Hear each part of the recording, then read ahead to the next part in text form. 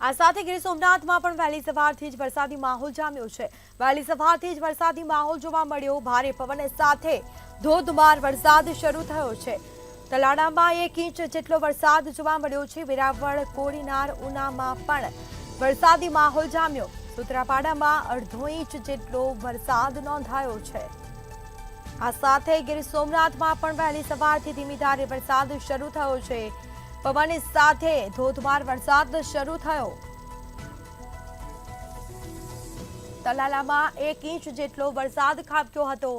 વેરાવળ, કોડીનાર, ઉનામાં પણ વરસાદી માહોલ જામ્યો। સૂત્રાપાડામાં 1.5 ઇંચ જેટલો વરસાદ નોંધાયો છે। તો આ સાથે હવામાન વિભાગની આગાહીને પગલે ગીર સોમનાથમાં પણ વરસાદી માહોલ જોવા મળ્યો છે। તો વધુ વિગતો સાથે સંવાદદાતા કાર્તિક વાંઝા ફોનલાઈન પર જોડાઈ ગયા છે। જી, ગીર સોમનાથમાં વહેલી સવારથી જ ભારે પવન સાથે વરસાદની શરૂઆત થઈ ચૂકી છે, શું માહિતી? સ્મિતા, વાત કરીએ તો છેલ્લા 2 થી 3 દિવસથી મેઘરાજાએ વિરામ લીધો હતો, ત્યારે ફરી હવામાન વિભાગ દ્વારા વરસાદની આગાહી કરવામાં આવેલી હતી। તેને લઈને ગઈ સાંજે જ મોડી રાત્રિ ગીર સોમનાથના અનેક ગામોમાં છે તે મેઘરાજા છે તે વરસી પડ્યા હતા।